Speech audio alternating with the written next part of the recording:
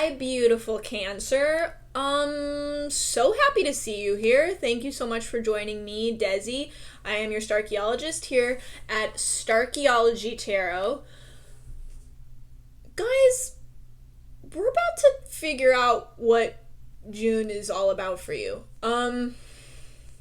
I couldn't be more excited and honored to be doing this for you, delivering these messages to you. There are going to be some that are resonant. There are probably going to be some that aren't. Don't panic. Those are just meant for someone else, for another Cancer. So I hope that you just take from this what is meant for you, what is resonant for you.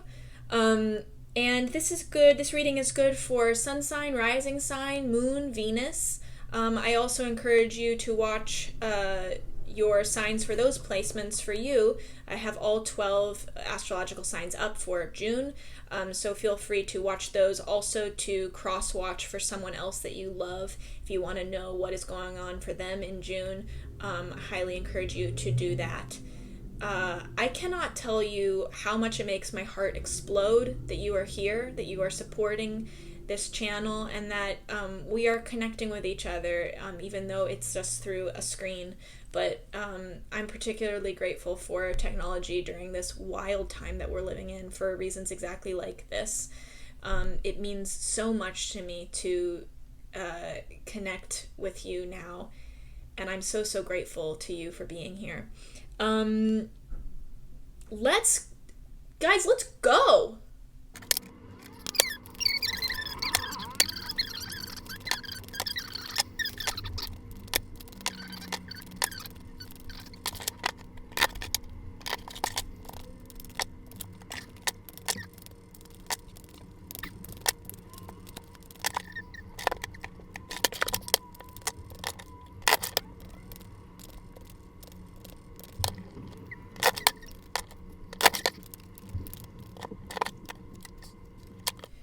Cancer, these messages for June are so clear for you. It's blowing my mind a little bit. So we have the Four of Pentacles paired with the Six of Pentacles. You're in a very you're in a state of mind right now where you're very just worried about your things and what you have and what you need in order to survive right now. Your basic requirements for survival. However, there is something that you are holding on to that I think is linked with a lot of emotional pain for you. And either maybe you are just holding on to the emotion itself. It is trapped in your body and you're not really letting yourself feel it. But I also see for many of you that you're actually holding on to a thing. It's like a worldly representation of something from your past that you emotionally need to divorce yourself from. And the problem is because it keeps you from moving forward. But you see this thing as being an asset. You see this thing as something that you put so much of yourself into, and it provided you blessings at some point in your life, or it gave you good things at some point in your life. So your logical mind says, don't get rid of that because it was good at one point. Just because something served you at one point does not mean it's going to keep serving you. It served you for that time. You don't need to hold on to this thing so tightly. Especially because I think giving this, in some cases, this is, and I really don't know what this could be. Please comment if this is resonant with you, if you know exactly what this is. But I think some of these, in some cases for you guys, this is something that you are holding on to that you actually need to give to someone else. And I think that can be a very physical thing, something that is carrying a lot of just negative juju for you, negative energy that it would align things, it would right things if it belonged to someone else, if it was in someone else's hands. I also see this as being an experience, a conversation, something less tangible, but something that you are keeping in yourself that you need to share with someone else. It needs to be, something needs to out itself to someone else, because by sharing it with that other person, you'll actually be doing them a great kindness. You'll actually be doing them a great favor, helping them a lot. And by helping them in this situation, you actually help yourself. It's a mutually beneficial situation where you release this thing, give it to someone else, and you both benefit from that very act. And I think this can be a very physical thing because this is Pentacles, but I also think this could be as intangible as an apology, as a conversation to reach a level of understanding, as just saying something, like acknowledging something that has needed to be acknowledged to this other person, and acknowledging it is something that has been nagging at your spirit that you feel the need to voice, but also it's like your acknowledgement will mean so much to this other person. It's a gift that will benefit you both in real ways. And holding on to it, this is a false sense of security. Whatever this is a false sense of security. It may have provided you security in the past. Having it may make you feel like you are in control of something in some way. That is not a lasting control. That is a control that is dependent on this external factor that is completely at the whim of those external factors. This is not something that really is in your control. But you're grasping at it so strongly, so frantically, so desperately, because you do want control during this particular time of uncertainty. During this time where you feel out of control. Releasing our grasp on the good things as easily as we release our grasp on the bad things is what allows abundance to flow. Holding anything too tightly creates blockages. And when we loosen our grip, we allow things to flow to us and away from us as needed. There's a natural flow to the energy of our universe that supports us when we embrace that flow, when we harmonize with that flow. Even if it seems like we are letting go of something so good. The good things that are meant to stay will stay, despite the natural flow. The good things that are meant to stay are not victim to the current.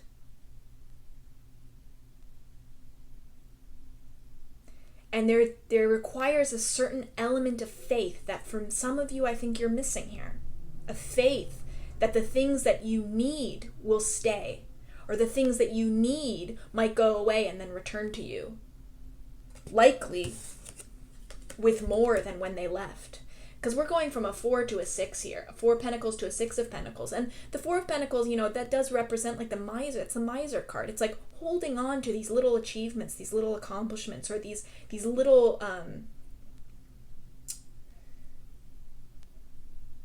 these little things in our control that make us feel like we have something good, without realizing that there's a 10 of Pentacles after the 4, but we won't get to the 10 unless we release the 4 and move on to the 5. That's just the natural order of growth. So there's a stopping here. There is an arrested movement here that needs to be restored. And the reason why I would have said that this is only a very physical thing, because these are 2 pentacles, I would have, at first I think I would have said, oh yeah, this is a thing. This is something that is just like an object, possession, a certain amount of money, something maybe that a debt that is owed, something that is kind of hanging over your head, around your neck like an albatross that needs to be given away. And I think for many of you that is true, but for some of you this is really purely emotional, because the action and advice here, we have 2 cups cards paired with these 2 pentacles cards. This is something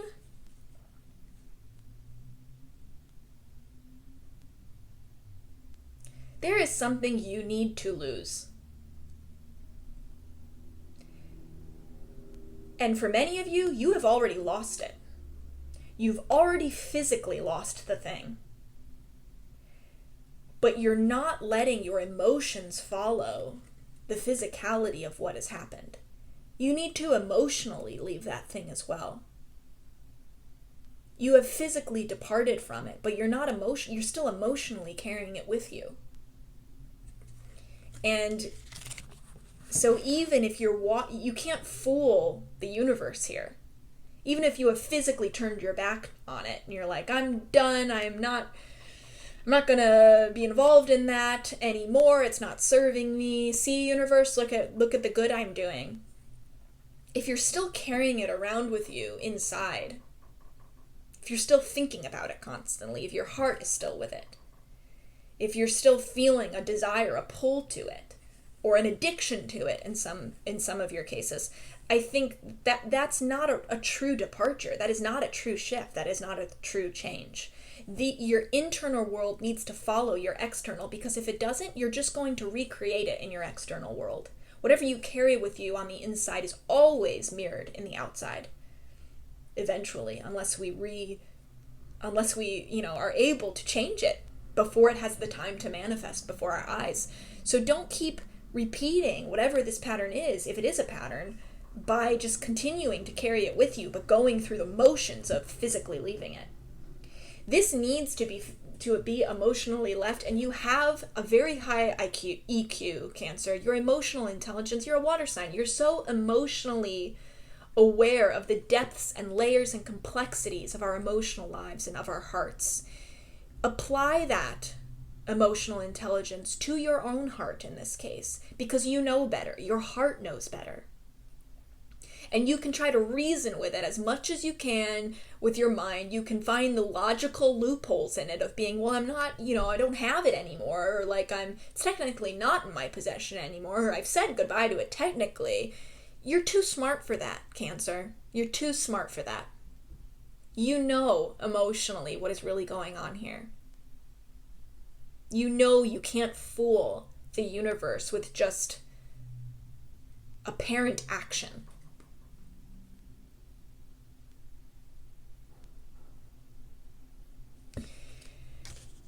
And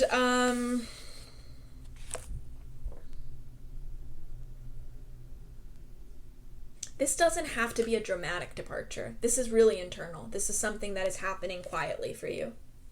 A quiet decision to move with the flow of the river. And notice there is also water in this card. With this, truly emotionally leaving this behind means grieving it. It means properly grieving it. You need to grieve it in order to leave it. Whoa. Put that on a t-shirt, someone. Grieve it in order to leave it.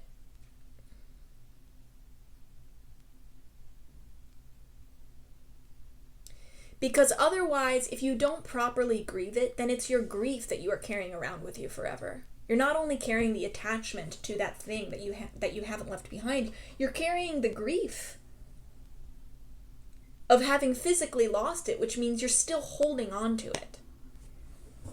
Still holding on to it. What you could be holding on to right now is the grief of having lost it, which still connects you energetically to that thing. It's like creating this cord between you and that thing or that person that is not going to be severed. It looks like it's severed because that cord is invisible, but it isn't severed, and you're emotionally smart enough to know that. You know that there is an energetic cord there that needs to be severed, and you need to properly grieve it. Otherwise, a grieving period, which is supposed to be a temporary time, this is a mourner dressed in black.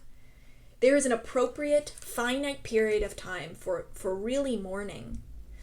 And that period of time is when we let ourselves feel the things that we need to feel. We let ourselves feel the pain and the burden of that sorrow, of that loss, of that grief, if we don't let ourselves feel the depth of that loss, if we don't let ourselves feel the darkness that comes with loss, then essentially we trap ourselves in that loss for a much longer period than it needs to exist in our lives.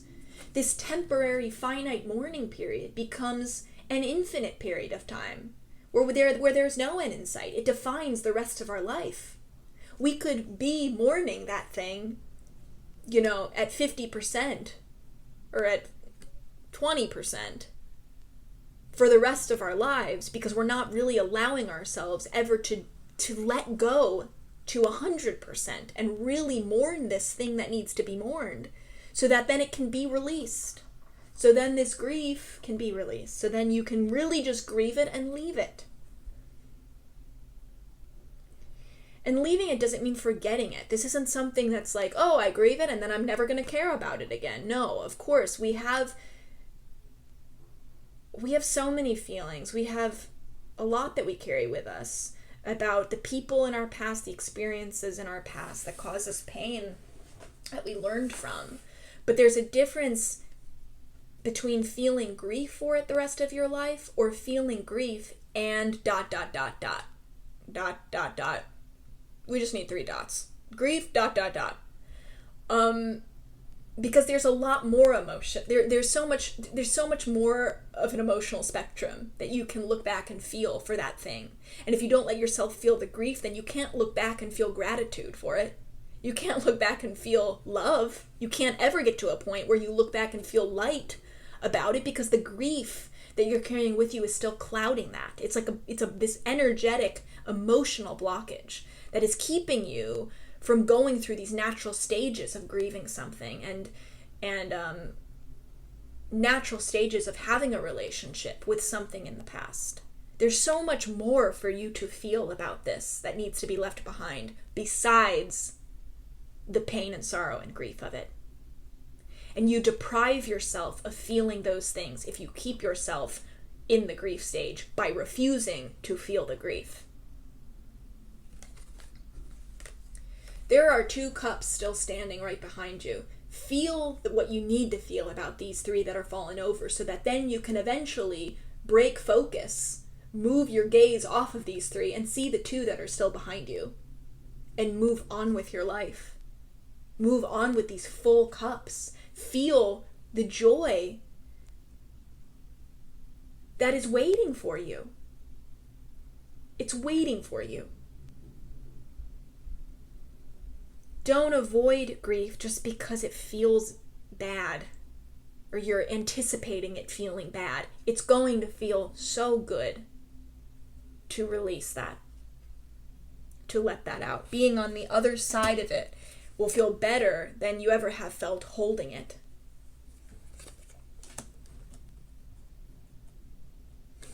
By the end of June, Cancer, this is an exhausting thing for you to do.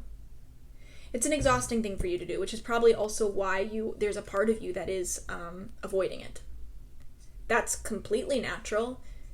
But the key here, I'm hearing like some of you are like, I don't have time to feel exhausted. I don't have time to rest. I don't have time to take care of myself, to mother myself through this.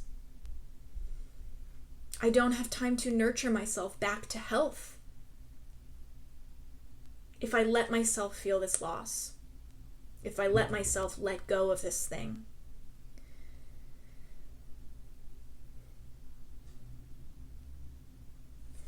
This 4 of Swords is with the Hermit card. Even this rest is productive for you. This rest is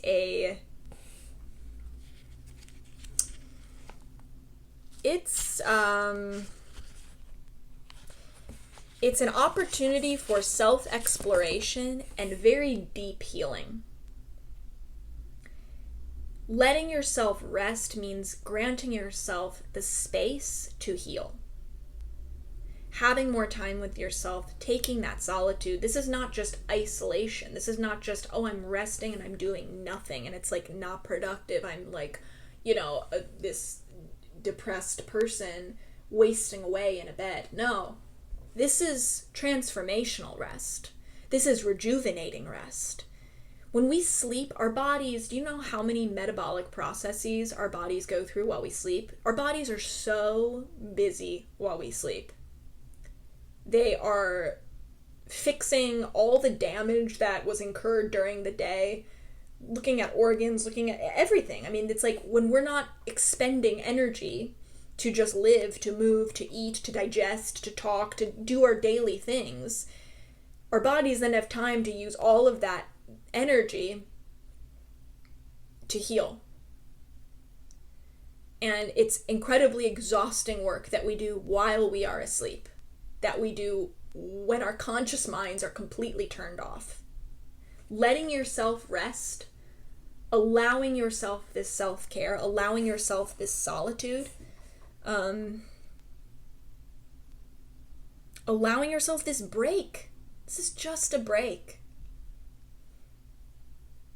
And even if it feels like you're doing nothing, you're doing something very big for yourself here. You can't predict what kind of healing will come to you from doing this emotional surgery, this emotional extraction of this thing from your life you need to let go of. It's an emotional surgery. Of course it's going to be exhausting. Of course you need to a certain amount of bed rest is required for recovery post-surgery. It's like when you recover from a surgery, you're getting an organ removed. You're not in bed going, God, I'm wasting so much time. Like every moment of the day when you are recovering from a surgery, you know that you're granting your body the space and the respect to do that for you, to do that work for you. You're like, I'm gonna let you do your thing. This is the same thing here. This is letting your heart just do its thing. This is saying, I trust my higher self here. I trust my heart to take care of this. I trust this time of rest, this solitude, and my mind to do some healing work too. This is a Four of Swords card. So this is like kind of giving your thinking mind a rest, meditating, and seeing what comes from your subconscious into your conscious mind. What comes onto your radar from that subconscious state? The state of being asleep, the state of resting. What do we learn from our dreams? This is a time to dream. It's a time to heal and a time to dream. And there will be things that's what makes this a self-exploration for you, because there will be things that heal you. Revelations you have, connections you make, understanding, like kind of putting together a puzzle that you couldn't put together before because this was in the way, this grief that you've been staving off, holding on to this thing has not allowed you to then grasp other puzzle pieces to put the puzzle together. You're freeing your hands, you're freeing your mind so that the puzzle can come together before your eyes, and you're going to realize things, seeing the full picture finally together. You can't realize these things without taking these steps, without not just going through the motions, but really leaving it in order to grieve it. Really, really leaving it and grieving it. Then you create the space in yourself to heal, to grow, and to get new information that comes from nowhere but deep inside.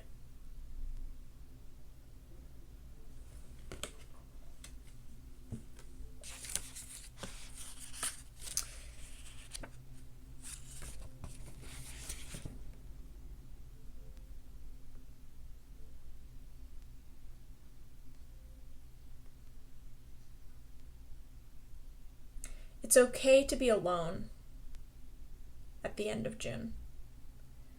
Don't fear time alone with yourself. Don't fear time alone with your own mind. And if you are fearing it, it's only because there's a part of you that is resisting the change of your own transformation. We resist change, even the change that will benefit us more than any other change in our life. We resist the change that is the very best change for us. We resist our most positive transformations. So just know, if there is a resistance to being alone with yourself or alone with your mind, resting alone with yourself in solitude, then that is a great clue that there is a real benefit in that awaiting you. There is a very positive change in there awaiting you. Don't be afraid of it. Don't shy away from it. Cancer, this June, this is really, really deep emotional work that you're doing here. And you wouldn't be called to be doing it if you were not ready for it. So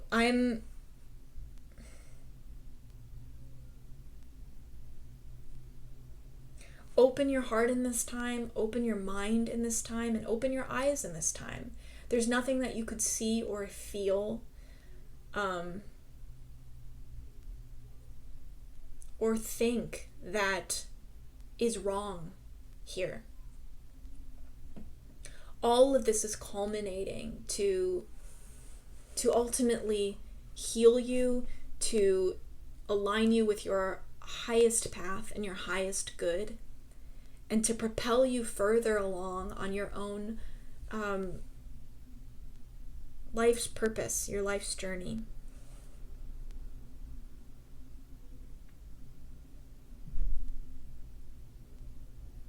It's time to stop putting off your own transformation. It's time to stop putting off your greatest metamorphosis. You're ready for the next stage. You're ready to be a butterfly. So get excited for that. Don't fear it. Thank you so much for being here with me today. I hope that this reading was helpful and enlightening and encouraging, because that is all that you deserve. I am so grateful for you watching. If you have any comments, I would love to hear what exactly these cards mean for you in terms of your life. What are your specifics, your details of these messages, so that I can cheer you on from the sidelines. Please like and subscribe. Share this channel with anyone that you think could use some extra motivation, encouragement, inspiration right now, or love. That is what I'm here for. I love you a whole lot. Thank you. Happy June.